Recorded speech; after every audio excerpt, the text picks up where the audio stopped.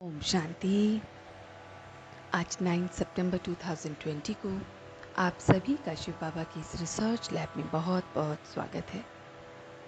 दोस्तों, जैसे कि आप जानते हैं कि हम इस रिसर्च लैब में काफ़ी दिनों से बाबा के साथ एक एक बात जो उनकी कही गई उस मुरली में होती है उसे अपना बनाकर समझकर उस पर अभ्यास करते हैं, ताकि वो बात हमारी पूरी तरह से मन और बुद्धि में शामिल हो जाए, संस्कार बन जाए और हम ऐसे कर करके अपनी एक एक बातों को प्रबल बनाते जाएं।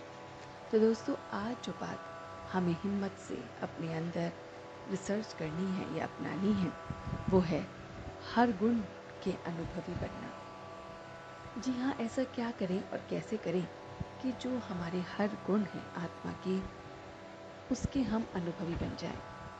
तो सबसे पहले तो दोस्तों हमें ये देखना है कि हमारे अंदर कौन कौन से वो गुण हैं जो समाये हुए हैं, वो कौन कौन से गुण हैं जिसको हमें अपनानी है। और पहले उन गुणों का हम चिंतन और मनन करें, ताकि तभी हम उन्हें अनुभव में ला सकते हैं। तो जैसे कि हम जानते हैं कि हमारे विशेष 7 गुणों का अक्सर बाबा श्रीमत पर चलने को हमें कई बार कहते हैं। तो वो 7 गुण पहले हमें देखने हैं। वो है आनंद, ज्ञान, शांति, प्रेम, सुख, पवित्रता और शक्ति। ये 7 गुणों को भी अगर हम अपने पूरे जीवन में ला सके, अनुभवों में उसे उतार सके और पूरे दिन वो हर पल हर क्षण हमारे साथ हों, तो हमारा जीवन बहुत बहुत श्रीमत अनुसार हो जाएगा। तो सबसे पहले देखते हैं कि हम आनंद में कैसे रह सकते हैं। तो आनंद के जो गुण हैं उसे हम किससे जोड़ सकते हैं, ताकि जैसे ही हम किसी चीज़ को किसी चीज़ से जोड़ते हैं वो चीज़ याद आती है तो वो सब कुछ याद आ जाता है। तो सर्वप्रथम देखें कि एक ऐसा कौन सा रिलेशन होता है, ऐसे कौन सी बातें होती हैं जहाँ आनंद का अनुभव होता है। तो देखने में आएगा कि आनंद हमेशा बचपन में बच्चों में बहुत बहुत आराम से दिखता है। जितना छोटा बच्चा होता है, गोदी के लायक होता है या थोड़ा बड़ा या चलने फिरने लग गया है, लेकिन वो स्टेज कि जिसमें उसको ये नहीं पता कि मैं किसका हूँ, क्या खा रहा हूँ, वो जितनी ज़्यादा छोटी स्टेज होती है वो उतना आनंद में होता है। उस आनंद के पीछे उसका एक और कारण होता है, अनुभव होता है कि उसे पता ही नहीं होता है कि वो किसका है, कैसा है, क्यों आया है, क्या कर रहा है। इन सभी प्रश्नों से दूर होता है, इसलिए वो आनंद में होता है। उसके आनंद का एक और कारण होता है कि जाने अनजाने में, बिना उसके पता हुए भी परमात्मा उसके साथ होता है। हर पल हर क्षण वो उसका ध्यान रखता है।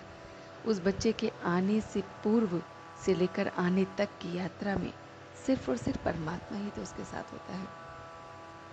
तो वो शक्ति हमेशा ज्ञानवान या ज्ञानहीन सबके पास होती है। उस महसूसता को समझ, बस उस पल को, उस क्षण को बिना किसी फिक्रात के, बिना किसी बात के, मतलब उन पे ट्रस्ट ना करके हमें खोना नहीं चाहिए। तो आनंद को हमें इस तरह से अपने जीवन में अपनाना चाहिए कि मैं सब कुछ अपने परमात्मा को सरेंडर कर दूं, एक छोटे से बच्चे की तरह, एक नवजात शिशु की तरह। जैसे वो बिल्कुल बिंदास होकर अपनी सारा का सारा बातों से बेफिक्र होता है, माता पिता कौन है, क्या खाने को मिलेगा, क्या होगा, और सिर्फ आनंद में होता है। हम उसके विपरीत करते हैं। हम आनंद की स्थिति को जोड़ते हैं परमात्मा से कि हमने सब कुछ उसे सरेंडर कर दिया है, सब कुछ आज का, कल का, परसों का सब उसको दे दिया है और अब वो ही जाने। तो हम देखेंगे दोस्तों कि हम आनंद के इस गुण को बहुत अच्छी तरह से अपना सकते हैं।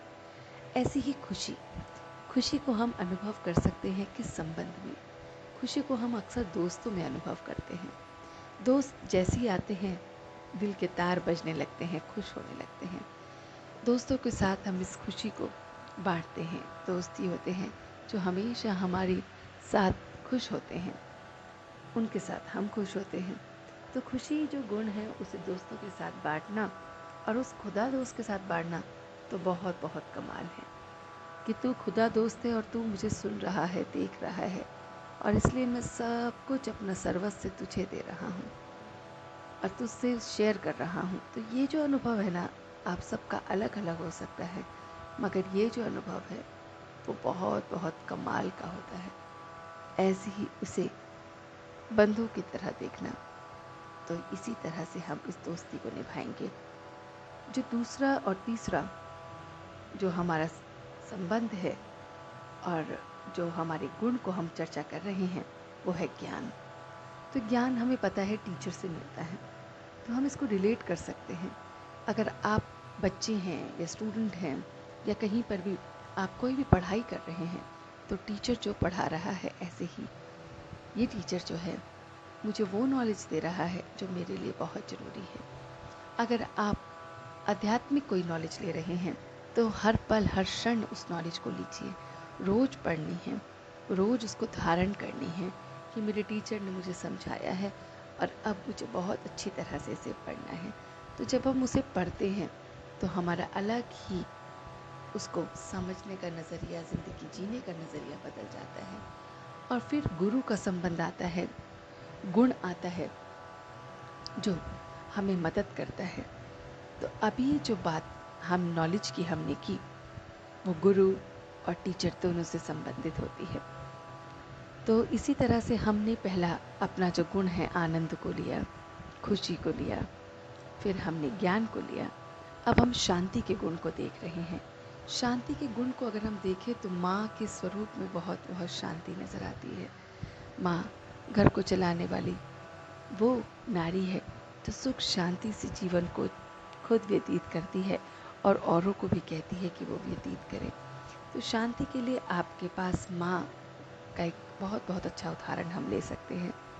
तो हम भी अपने घर में अगर शांति चाहते हैं तो उसका वही दैवी स्वरूप अपने मन के पर्दे पर लाए कि मैं भी शांत स्वरूप हो रहा हूँ, मैं इनकी ही संतान हूँ, मेरे अंदर भी शांति भीतर भीतर आ रही है, कण कण में बस रही है और इसलिए मैं एकदम निश्चिंत हूँ। तो ये शांति का स्वरूप हो गया।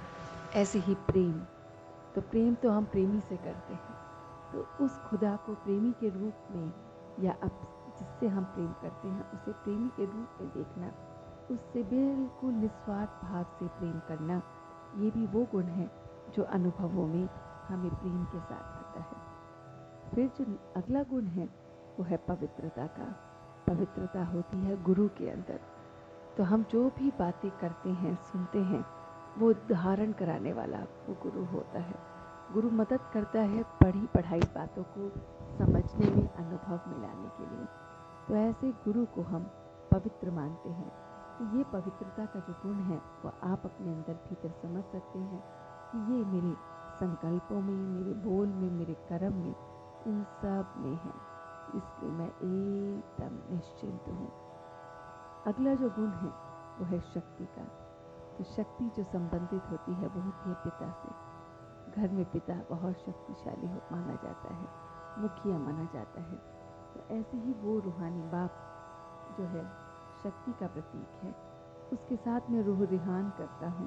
वो हर पल मेरे साथ होता है, मेरी सारी कमियों को मुझे बताता है, खामियों को मुझसे दूर करता है। और इस तरह से हम अपने उस परमात्मा के साथ सर्व संबंध निभाते हुए, सारी बातों को करते हुए वो सब कुछ जान सकते हैं जो हमें चाहिए। तो दोस्तों, कहने का भाव ये है कि हर गुण को आप अनुभव में ला सकते हो। जब आप इन्हें अनुभव में लाओगे तो आपके अंदर सिर्फ और सिर्फ शुद्ध और श्रेष्ठ संकल्प ही आएंगे, पॉजिटिव और प्योर थॉट्स ही आएंगे। और वो थॉट्स जो होंगे वो आपकी ज़िंदगी को बहुत बहुत अलग कर देंगे, बहुत बहुत उसमें जान डाल देंगे। तो कहने का भाव ये है दोस्तों कि हमें अपने आप को बहुत अच्छी तरह से इन गुणों से अनुभव कराना है, उन्हें अपनाना है, ताकि ये गुण हमारे अपने बन जाएं और हमेशा हमेशा के लिए हमारे साथ रहें। तो आज इस रिसर्च लैब में हमने अपने अनुभवों को आपसे शेयर किया है, मगर आप कुछ नए अनुभव अपने आप शेयर कर सकते हैं। और अगर आपके पास कुछ और अनुभव है जो बहुत बहुत हटके हैं, तो आप कमेंट बॉक्स में भी उन्हें लिख सकते हैं, ताकि वो हम औरों तक भी पहुंच सके और वो भी हमारे अनुभवों की लिस्ट में आ जाए। तो दोस्तों, आज पूरे दिन इसका अभ्यास कीजिए। कल फिर मिलते हैं आपसे शिव बाबा की इस रिसर्च लैब में एक नए पॉइंट के साथ। तब तक के लिए धन्यवाद। ओम शांति। ओम शांति। ओम शांति।